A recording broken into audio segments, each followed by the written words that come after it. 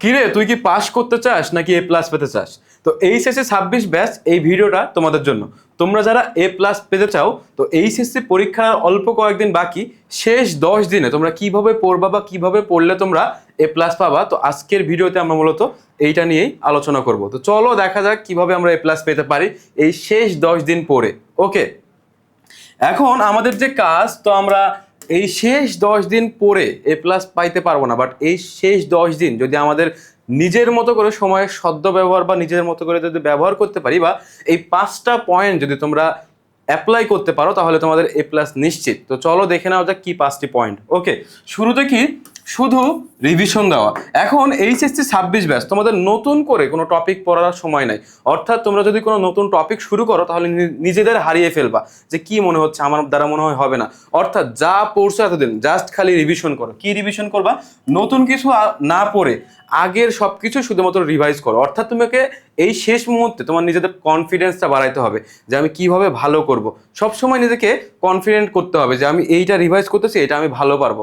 অর্থাৎ তোমাকে কনফিডেন্স লেভেলটা শুরুতে বাড়াইতে হবে। দ্বিতীয় পয়েন্টটা কি ভাইয়া? তোমাকে বোর্ড প্রশ্ন দেখা। এখন তোমার আর কিচ্ছু দেখার সময় নাই, জাস্ট বোর্ড প্রশ্নগুলো দেখো। বোর্ড প্রশ্ন দেখো এবং এখান থেকে বোর্ড প্রশ্ন এবং এমসিকিউ ঝালাই করে নিতে বলতেছে। অর্থাৎ কাশি হইলে যেরকম সিরাপ খাইতে বলা হচ্ছে না, ঠিক তেমনি এই 10 দিনে এইচএসসির বোর্ড প্রশ্ন আর এমসিকিউ যা কিছু আছে সব কিছু একবারে ঝালাই করে নাও। ঝালাই মানে কি, একবারে মাথায় বারবার বারবার বারবার পরে তুমি ঝালাই করে নাও। এবং এইটা করার জন্য তুমি বিভিন্ন কালারের কলম ব্যবহার করবো, যে এই প্রশ্নটা আমার সমস্যা হচ্ছে, এইটা আমি একটু দাগায় রাখলাম, পরবর্তীতে আমি আবার এইটা পড়বো। জাস্ট এইগুলো যদি দেখি তাহলে কিন্তু তোমার পুরাপুরি রিভিশন হয়ে গেল। তারপরে 3 নম্বর পয়েন্ট, এখন সময়ের দিকে নজর। আমাদের পরীক্ষা কিন্তু খুব তাড়াতাড়ি চলে আসছে, অর্থাৎ 10 থেকে 12 দিন সময় আছে তোমাদের হাতে।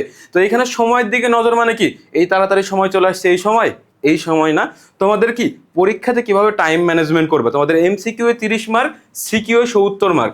এই 70 মার্ক তুমি কিভাবে কাজে লাগাবা। সৃজনশীল লেখার ক্ষেত্রে কিন্তু প্রথম 3টা সৃজনশীল খুবই ভালো হয়, পরেগুলো কিন্তু আর লিখতেই পারি না, সময় চলে যায়। তো এখন থেকে বাসায় সৃজনশীল লেখার প্র্যাকটিস করো, যাতে পরীক্ষার হলে গিয়ে ভোগান্তির শিকার হইতে না হয়। তো এখন থেকে সৃজনশীল লেখার প্র্যাকটিস করো। নিজেকে 7টা সৃজনশীল লিখতে তুমি সময় পাবা 3 ঘন্টা সময় না, এই জায়গাতে 180 অর্থাৎ 21 মিনিট করে সময় পাবা। তো তুমি চেষ্টা করবা 20 মিনিটের মধ্যে শেষ করা, 1 মিনিট করে হাতে রাখবা রিভাইজ করার জন্য। তো এইটা কি সময়ের দিকে নজর দেওয়া। তারপরে কি এমসিকিউ এ বিশেষভাবে জোর। তুমি যদি এ প্লাস পাইতে চাও, তাহলে তোমাকে এমসিকিউ ভালো করা লাগবে। অর্থাৎ 30-এর এমসিকিউ আছে না, এই 30-এর মধ্যে তোমাকে মিনিমাম 25 পাইতে হবে। 25 যদি পাওয়া, সৃজনশীল যদি টাইম ম্যানেজমেন্ট করে লিখতে পারো, তুমি প্রত্যেকটা এ প্লাস না গোল্ডেন এ প্লাস পাবা। তো এই জন্য বলতেছি বারবার এমসিকিউ গুলো যেগুলো আছে, বোর্ড পোস্টার এমসিকিউ যেগুলো আছে, সবগুলা রিভিশন করে ফেলে দাও।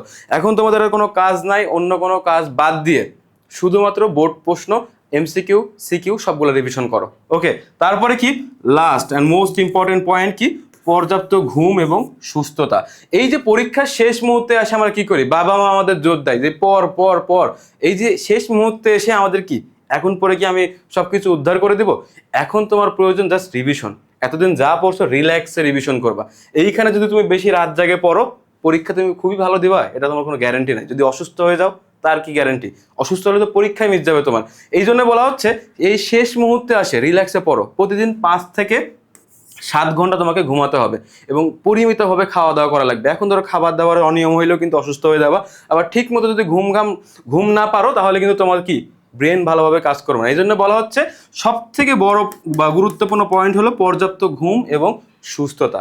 তো এই 10 দিন ভাইয়া এই পয়েন্টগুলা জাস্ট জীবনে ইউটিলাইজ করো বা পালন করো, দেখো তুমি এ প্লাস পাবা। তো আজকের ভিডিও এতটুকুই। এই 5টা পয়েন্ট এই 10 দিন পালন করো, তুমি এ প্লাস পাবা ইনশাল্লাহ। তো দেখা হচ্ছে পরবর্তী ভিডিওতে।